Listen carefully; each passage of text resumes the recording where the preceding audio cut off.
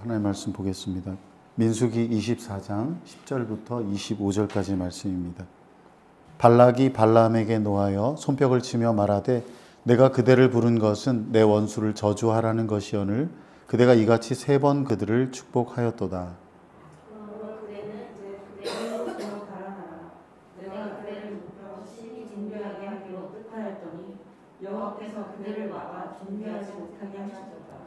발람이 발락에게 이르되 당신이 내게 보낸 사신들에게 내가 말하여 이르지 아니하였나이까.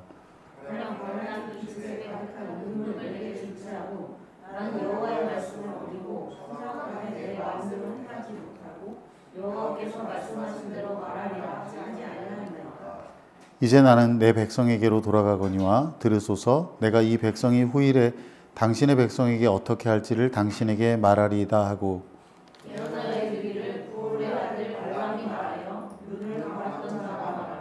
하나님의 말씀을 듣는 자가 말하며 지극히 높으신 자의 지식을 아는 자 전능자의 환상을 보는 자 엎드려서 눈을 뜨는 자가 말하기를 내가 그를 보아도 이때의 일이 아니며 내가 그를 바라보아도 가까운 일이 아니구나. 한 별이 야곱에서 나오며 한 규가 이스라엘에서 일어나서 모압을 이쪽에서 저쪽까지 서서 문지르고 또 세 자식들을 다 멸하리로다. 그의 원수 에돔은 그들의 유산이 되며 그의 원수 세일도 그들의 유산이 되고 그와 동시에 이스라엘은 용감히 행동하리로다.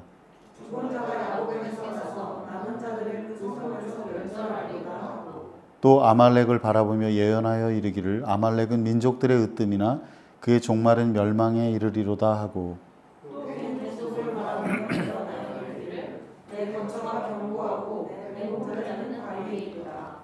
그러나 가인이 쇠약하리니 나중에는 아수르의 포로가 되리로다 하고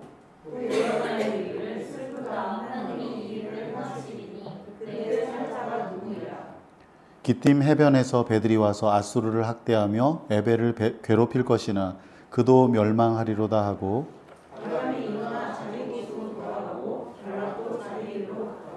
아멘. 예, 오늘 본문 말씀 가지고 발람의 축복이라는 제목으로 함께 나누도록 하겠습니다. 이제 이 본문 말씀이 사실은 민수기 22장부터 24장 전체의 내용을 아우르고 있습니다. 찬송가 290장에 보면은 이렇게 시작하고 있습니다. 우리는 주님을 늘 배반하나 내 주 예수 여전히 날 부르사 그 참되신 사랑을 베푸시나니 내 형제여 주님을 곧 따르라. 이 찬양을 부를 때마다 항상 생각을 합니다. 그렇지, 나는 주님을 향해서 항상 이렇게 신실하지 못하고 하나님을 사랑하지 못하는데 하나님은 어쩌면 그렇게 나를 잘 참아주시는가, 한결같은 사랑을 베푸시는가, 이런 생각을 합니다. 민수기에 보면 우리가 정말 읽기에도 힘들 만큼 이스라엘 백성이 계속해서 하나님을 반역을 했습니다. 어제 베풀어 주신 은혜를 잊어버리고 오늘 또다시 하나님을 불신하고 불순종했습니다. 하지만 이스라엘 백성의 끊임없는 배신에도 불구하고 하나님께서 그들을 축복하십니다. 이전에 아브라함에게 약속하셨던 것들을 그대로 이루어 주셨습니다. 40년 동안 그들이 광야를 방황을 하다가 드디어 가나안 정복을 시작하게 되었습니다. 요단강을 건너기 전부터 가나안 정복이 이미 시작이 되었는데요. 지도를 한번 보실까요? 그들이 원래 이 요단강 동쪽에는 하나님께서 약속하신 땅이 아닌데요. 처음에 이 에돔이라고 하는 이 지역을 지나가려고 하다가 에돔 왕이 여기 이 땅을 지나갈 수 없어 이렇게 말하니까 이렇게 돌아서 가게 됐어요. 돌아서 가면서 이 헤스본을 중심으로 한 이 시온 왕에게 말했습니다. 우리가 이 땅을 지나가려고 합니다. 그러니까 길을 좀 내주십시오. 우리가 뭐 물도 마시지 않을 거고 어떤 동물이나 재산에 손도 대지 않겠습니다. 왜냐하면 이 이동하는 경로가 보통 여기 더 킹스 하이웨이라고 되어 있는데요. 이 왕의 대로라고 불리는 이 길을 따라서 이 북쪽에 있는 메소포타미아, 그러니까 아수르나 바벨론 같은 그런 제국들이 이 대륙에 있는 이 제국들이 내려올 때 이집트를 칠 때 지나가는 장소가 이 길이거든요. 그리고 이집트에서도 이 아래쪽에 있는 이집트에서도 이 북쪽을 치러 올라갈 때 지나가는 그 길이 바로 이 왕의 대로입니다. 그런데 이 시온 왕이 그것을 거부했어요. 아모리 왕 시온이 그 왕이 그것을 거부하면서 우리 보고 지금 싸우자는 거냐 그래서 싸움을 하게 돼가지고 시온 왕을 물리쳤습니다. 그리고 내친 김에 이제 올라가서 이 에드레이라고 하는 이 지역에서 이 바산 왕, 굉장히 비옥한 땅이거든요. 이 바산 왕을 옥이라고 하는 왕을 물리쳤습니다. 그러니까 원래 요단강 동쪽은 하나님께서 약속하신 땅이 아니고 이 가나안 땅, 이 요단강 서쪽이 하나님이 약속하신 땅인데 정복하는 과정에서 이 동쪽을 점령하게 되었고요. 나중에 이 르우벤과 에브라임과 므낫세 반지파에게 분배가 되었습니다. 특히 우리가 주목할 것은 이 헤스본을 중심으로 있던 이 시온 왕의 패배인데요. 이 시온 왕이 이 망한 것이 점령을 당한 것이 이 당대 사람들에게 굉장히 충격을 주었습니다. 특별히 모압 사람들에게 충격이 되었어요. 민수기 21장 29절에 보면 당시에 이런 노래가 유행하고 있었습니다. 모압아 너에게 화가 미쳤다. 그모스 신을 믿는 백성아 너는 망했다. 너네 망했다. 너네 큰일 났다. 아모리 왕 시온에게 꼼짝없이 아들들이 쫓겨가고 딸들이 끌려갔다. 그러니까 이 아모리 왕 시온이 이 모압을 이쪽 아래로 밀어내고 원래 여기까지가 모압 땅인데요. 이 사람들이 이 아모리 왕 시온이 이 모압을 밀어내고 전쟁에서 이겨가지고 여기를 차지하고 있었는데 이 아모리 왕 시온을 어떤 듣도 보도 못한 그 이집트에서 나온 민족이 자기네를 이 물리치고 점령한 그런 사람들을 보면서 얼마나 이 이스라엘이 강한 군대인가 이런 생각을 하지 않을 수 없던 것이죠. 더군다나 여기에 모압 평원이라고 하는 이곳에서 여리고 건너편에서 이스라엘 백성들이 엄청나게 많은 장정만 60만 명이나 되는 사람들이 거기에 진을 치고 있어요. 그러니까 모압이 보기에 자기네 앞마당이라고 하는 곳에서 지금 진을 치고 있으니까 이 공포감이 얼마나 컸겠습니까? 뭔가 대책을 세워야 된다. 절체절명의 순간에서 모압 왕 발락이 한 사람을 떠올렸습니다. 그 사람 바로 이 북쪽, 여기는 나오지 않는데요. 이 북쪽에서 활동하고 있는 메소포타미아에서 가장 유명한 점술가 발람을 불러와야겠다는 생각을 했습니다. 모압 왕이 발람을 부르기로 했습니다. 자기들이 도저히 이길 수가 없으니까 와서 그들을 저주해달라고 부탁하려고 했습니다. 모압 왕이 가졌던 그 공포심이 어떤 것이냐면 마치 이스라엘이 여기저기 다니며 풀을 다 뜯어먹어버리는 힘센 황소와 같다 이렇게 표현했어요. 그러니까 어제까지는 이 푸른 초장으로 굉장히 넓은 지역이 펼쳐져 있었는데 갑자기 힘센 황소들이 몰려와가지고 다 하루아침에 뜯어먹는 것처럼 그렇게 두려운 존재였다고 하는 거죠. 발람이 와서 그들을 저주해 주기를 바랬습니다. 발람은 당대에 아주 신통력 있는 점술가로 이름을 높였습니다. 사람들은 어떻게 생각했냐면 발람이 어떤 대상을 저주하면은 저주를 받고 축복을 하면 복을 받는다 이렇게까지 믿었어요. 그 모압 왕이 보기에 발람이 와가지고 이스라엘 백성을 저주하면 자신들이 충분히 승산이 있을 거라고 본 것입니다. 마침내 모압 왕이 보낸 사신들이 발람에게 도착했습니다. 하지만 그날 밤에 하나님께서 발람에게 이렇게 엄히 경고하셨습니다. 너는 그 사신들과 함께 가지 말아라. 이집트에서 나온 그 백성은 복을 받은 백성이니 저주하지 말아라. 여기서 하나님께서 이스라엘 백성을 가리켜서 뭐라고 말씀하시냐면 그들은 나의 복을 받은 백성이야. 손댈 수 없어. 이렇게 말씀하시는 거죠. 그래가지고 발람이 어쩔 수 없이 그 사신들을 돌려보내면서 말합니다. 하나님이 이 일에 대해서 허락하지 않으니까 안 되겠다. 나는 갈 수가 없어. 그러나 모압 왕 발락은 포기하지 않았어요. 모압 왕 발락은 그 발람이 거절한 이유를 다르게 생각했어요. 원하는 조건이 충족되지 않았나 보다 해가지고 더 높은 고관들을 보내고 더 많은 보상을 약속했습니다. 하지만 발람은 모압 왕의 모든 보물, 모압 왕이 가지고 있는 모든 보물을 다 줘도 나는 하나님의 명령을 어길 수 없어, 이렇게 말을 해요. 정말 그 말이 진심이었을까요? 발람은 사신들에게 여지를 남겼습니다.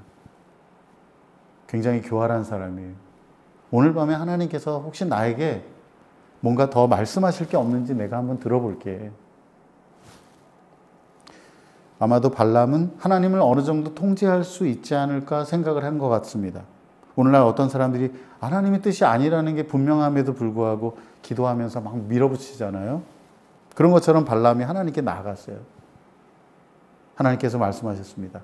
이 사람들이 너를 부르러 왔으니 그들과 함께 가라.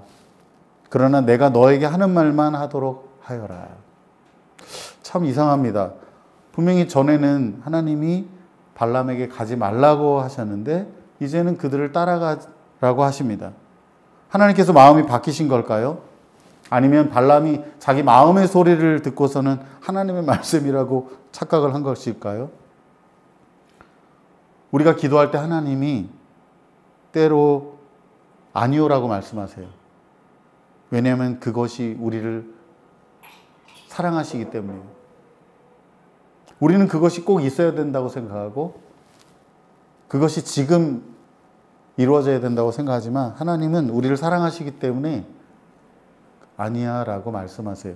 그런데 하나님께서 가끔 사람들이 욕망을 가지고 기도하는 것에 대해서 그래 라고 말씀하실 때가 있어요. 그런 방법을 통해서 하나님께서 징계하시기도 합니다. 자꾸만 고집부리니까. 우리가 하나님의 뜻을 알면서도 자꾸만 욕망을 고집한다면 그때 하나님께서 허락하시는 것은 오히려 우리에게 재앙이 될 수도 있다는 말입니다. 베드로후서 2장 15절에서 사도 베드로는 이렇게 교훈합니다. 그들은 바른 길을 버리고 그릇된 길로 갔습니다. 불의의 삭스를 사랑한 불의의 아들 발람의 길을 따라간 것입니다.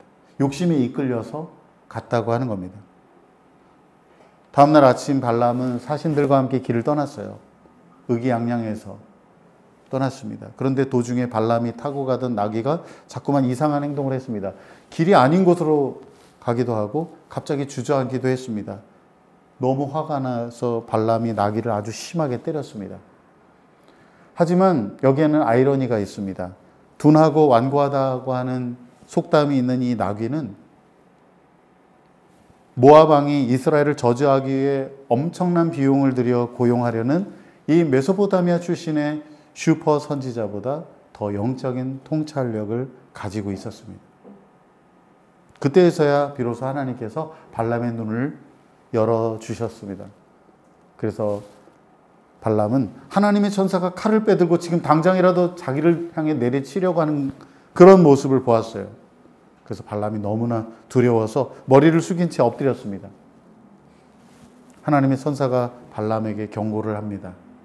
너 가도 좋은데 반드시 내가 너에게 하는 말만 해야 한다. 그러지 않으면 어떻게 되는 거예요? 죽는 거예요.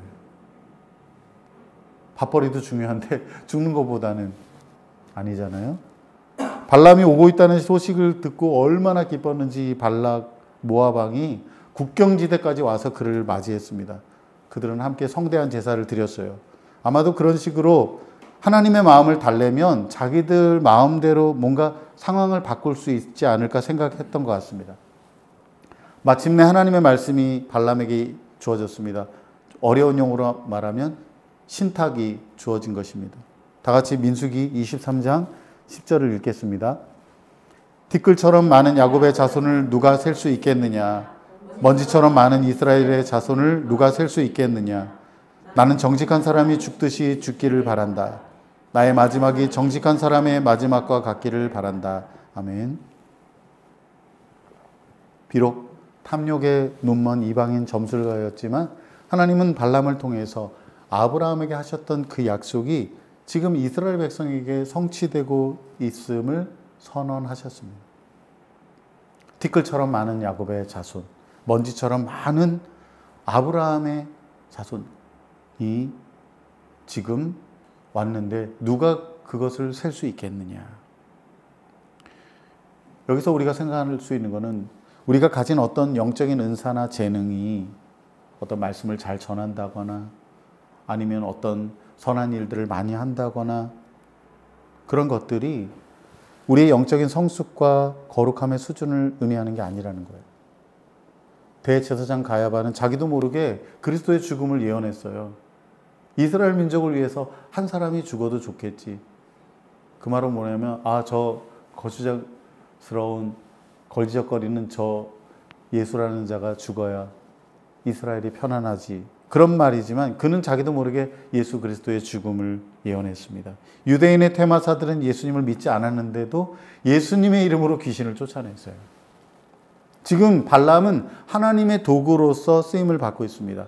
아브라함에게 하나님께서 전에 약속하셨던 그 후손에 관한 약속, 3가지 중에 첫 번째 후손에 관한 약속이 지금 이스라엘 백성에게 성취되고 있다고 전하고 있습니다.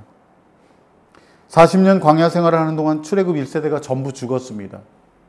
그들의 불신과 불순종으로 비극적인 결말을 맞았습니다. 하지만 하나님의 약속은 취소되지 않았습니다. 40년이 지난 후에 그들이 인구조사를 다시 시작을 했는데요. 처음과 마찬가지로 싸움에 나갈 만한 숫자가 60만 명이 넘었습니다. 어린아이나 노인들을 합치면 200만 명이 될 거라고 합니다. 자, 이렇게 첫 번째 신탁이 주어졌을 때 모압 왕 발락은 어이가 없었어요. 적들을 저주해달라고 데려왔는데 오히려 발람이 축복을 쏟았기 때문입니다. 하지만 발람은 어쩔 수 없다. 왜요? 하나님께서 나에게 주신 말씀만 나는 전해야 된다. 이렇게 말한 겁니다. 그래서 모압 왕 발락은 또 이 문제를 해결하기 위해서 저주를 비는 장소가 문제가 있나?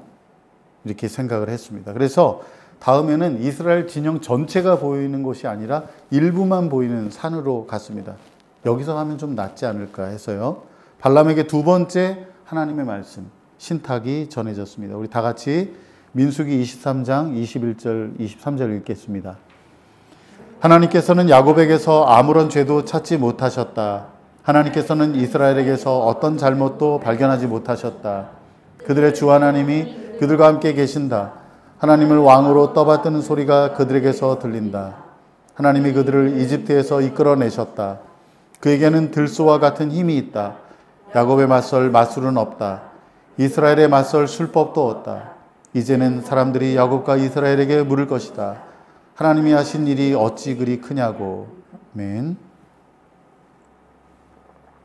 발람에게 주어진 이 두 번째 계시에는 이스라엘의 백성에 대한 축복과 안전에 관한 약속이 담겨 있어요. 다른 말로 하면 하나님께서 이스라엘 백성들과 충실한 언약 관계를 유지하신다는 말이에요. 여기 내용에 보면 좀 이해하기 힘든 내용이 있어요. 하나님께서 뭐라고 말씀하시면 나는 그들에게서 아무런 잘못이나 죄를 찾지 못했어. 그들은 나를 떠받들고 있어. 나를 왕으로 모시고 있어. 이게 무슨 말이에요? 지금까지 이스라엘 백성이 그렇게 광야에서 불신하고 불순종했는데 어떻게 아무 죄가 없다고 하실까요? 여기에는 이유가 있습니다.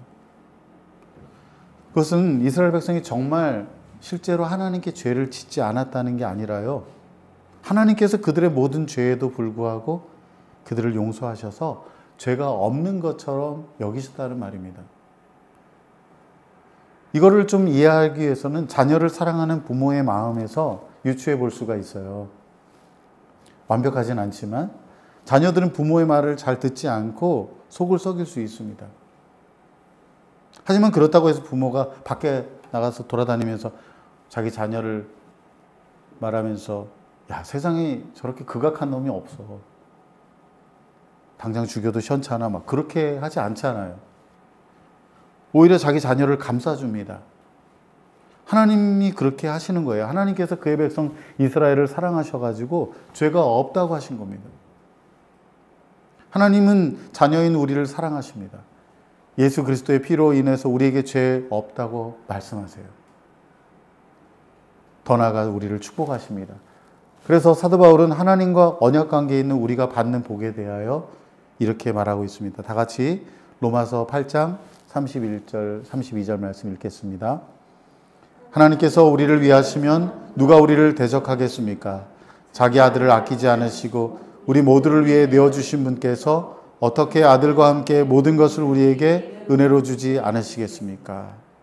하나님께서 우리의 연약함에도 불구하고 우리의 불순종에도 불구하고 그 아들을 내어주신 그 사랑으로 우리에게 은혜를 베푸시고 죄 없다고 하시고 우리에게 뭐 더 해줄 것이 없는가 항상 우리를 바라보신다고 하는 겁니다. 어쨌든 이 모압 왕은 계속 이스라엘을 축복하고 있는 발람에게 너무 화가 났어요. 하지만 뾰족한 수가 없었습니다. 그래가지고 마지막으로 이스라엘 백성을 이제 아예 볼 수 없는 곳으로 발람을 데려갔어요. 광야를 바라보게 했습니다. 그런데 발람은 거기에서 더 큰 하나님의 놀라운 그 축복이 담긴 계시를 전합니다. 땅과 민족들에 대한 축복이 담긴 약속이 이스라엘 백성에게 성취될 거라고 말합니다. 그들은 대적들을 이기고 낙원의 땅으로 들어갈 거라고 말을 하지요.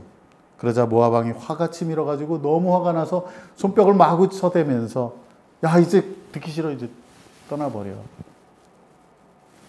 꺼져 뭐 이런 말이죠. 물론 발람에게 아무것도 줄 수 없다고 말합니다. 이에 발람은 마지막으로 정말 편안한 마음으로 이스라엘 백성이 장차 모압 백성에게 어떻게 할 것인지를 알려주었습니다. 너희들의 운명은 이렇게 된다 하면서 거기에 메시아에 대한 예언을 담고 있습니다. 우리 다 같이 본문 17절 말씀 읽겠습니다. 나는 한 모습을 본다. 그러나 당장 나타날 모습은 아니다. 나는 그 모습을 환히 본다. 그러나 가까이에 있는 모습은 아니다. 한 별이 야곱에게서 나올 것이다. 한 규가 이스라엘에서 일어설 것이다. 그가 모압의 이마를 칠 것이다.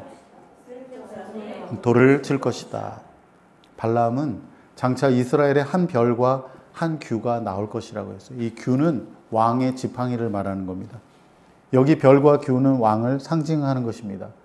이스라엘의 왕이 나와서 모압과 에돔을 다스릴 것이다. 하나님께서 아브라함에게 약속하셨던 것인데 먼저 다윗에게 성취되었습니다. 사무엘하 8장에 보면 다윗이 왕이 되어서 모압을 점령하고 그들로부터 조공을 받는다는 내용이 나와요. 그런데 그것은 이 하나님의 약속의 일부에 지나지 않습니다. 궁극적으로 하나님께서 약속하시는 것은 무엇이냐면 다윗의 후손이신 예수 그리스도께서 온 땅의 왕으로 오셨을 때 그 일이 이루어진다는 말이에요. 우리가 그 하나님의 약속의 성취를 경험하고 있습니다. 왕이신 예수님께서 지금 하나님 보좌 우편에 앉아서 모든 만물을 다스리고 계시기 때문입니다. 이 놀라운 메시아의 약속, 만왕의 왕이신 예수님께서 이 땅에 오셔서 세상을 다스리신다고 하는 이 약속이 발람의 축복을 통해서 나오게 되었습니다. 민수기 22장, 24장에 나오는 이 발람의 축복을 통해서 우리는 두 가지 중요한 사실을 발견하게 됩니다. 첫째는 하나님은 그분의 약속에 대하여 신실하신 분이라는 것입니다. 하나님은 아주 오래전에 이스라엘의 족장들과 언약을 맺으셨습니다. 그들에게 후손과 땅에 대한 약속을 하셨어요. 이제 조금 있으면 후손에 대한 약속은 이미 이루어졌고요. 땅에 대한 약속도 조만간 이루어질 것입니다. 그리고 장차 하나님께서 메시아를 보내셔서 많은 민족들이 구원의 복을 받게 하신다고 하신 그 약속이 주어졌습니다. 이스라엘 백성은 자꾸만 하나님과의 언약을 깼어요. 내가 너희들을 구원했어. 내가 너희들을 사랑해. 그러니까 너희들도 너희의 사랑을 보여줘. 너희들 약속을 지켜. 했지만 배신했습니다. 그런데도 하나님은 언제나 변함없는 신실함을 보여주셨습니다. 사랑하는 여러분, 우리는 주님을 늘 배반합니다. 하나님의 말씀을, 그 약속을 하나님 앞에 했지만, 결단했지만, 다짐했지만 우리는 알고도 혹은 모른 채로 하나님 앞에 그렇게 불순종하고 그러기도 합니다. 하지만 하나님은 언제나 우리를 한결같이 사랑하세요. 우리에게 어떤 선함이 있어서가 아니라 그분의 사랑 때문에 우리를 사랑하십니다. 예수 그리스도의 피로 인해서 우리를 변함없이 사랑하십니다. 만약 하나님께서 우리를 그렇게 신실하게 사랑하신다면 우리는 그분께 대하여 어떠해야 하겠습니까? 오늘 본문에서 우리가 생각할 것은 두 번째로 하나님은 보이지 않아도 일하고 계시는 분이라는 것입니다. 사실 우리가 함께 나눈 이 이야기의 전체 이야기는 무슨 일이 일어나고 있는지 이스라엘 백성은 당시에 전혀 알지 못했습니다. 하나님께서 모압 왕의 계략을 무산시키시고 발람이 저주가 아닌 축복의 말만 하게 하실 때 이스라엘 백성은 그냥 모압 평지에 머물러 있었습니다. 나중에 모세를 통해 이스라엘 백성에게 말씀하지 않으셨다면 아마 아무도 알지 못했을 것입니다. 사랑하는 여러분, 하나님은 보이지 않아도 일하고 계십니다. 일상이 지루하다고 느낄 만큼 우리가 평안을 누리는 것은요, 우리의 살아가는 삶의 모든 요소 가운데 하나도 결핍이나 어려움이 없기 때문에, 그분이 우리를 돌보시기 때문입니다. 우리의 작은 수고에도 일용할 양식이 끊이지 않는 것은 하나님께서 우리에게 기회를 주시고 여건을 주시기 때문이에요. 당장이라도 우리가 건강을 잃는다면, 직장을 잃는다면 우리는 생계의 위협을 받게 됩니다. 우리가 모든 일에 대하여서, 모든 삶의 조건에 대하여 감사해야 하는 이유가 바로 여기에 있습니다. 만약 하나님께서 보이지 않는 가운데 우리를 위해 일하고 계신다는 이 사실을 믿는다면 우리는 과연 하나님 앞에서 어떻게 살아야 할까요? 분명한 것은 하나님은 신실한 자에게 그분의 신실하심을 보이시고 그분을 어떤 상황에서도 신뢰하는 자에게 그분의 풍성한 은혜를 베푸신다는 사실입니다. 하나님은 우리를 변함없이 사랑하십니다. 하나님은 보이지 않아도 우리를 위해 일하고 계십니다. 그러니 우리도 힘들지만, 때로는 그렇게 못하지만 한결같이 하나님을 사랑하기를 힘쓰기를 바랍니다. 하나님께서 우리를 위해 행하실 것을 기대하면서 하나님이 지금 뭘 하고 계시는지, 아무것도 변화가 일어나지 않는 것 같고 보이지 않지만 하나님을 기대하면서 그렇게 살기를 바랍니다. 그러면 하나님께서 그분의 신실하심과 인도하심을 우리의 삶 가운데 풍성하게 나타내 주실 것입니다. 우리 모두가 그런 하나님의 신실하심과 그 은혜와 그 돌보심을 풍성하게 누릴 수 있기를 바랍니다. 우리 기도하겠습니다.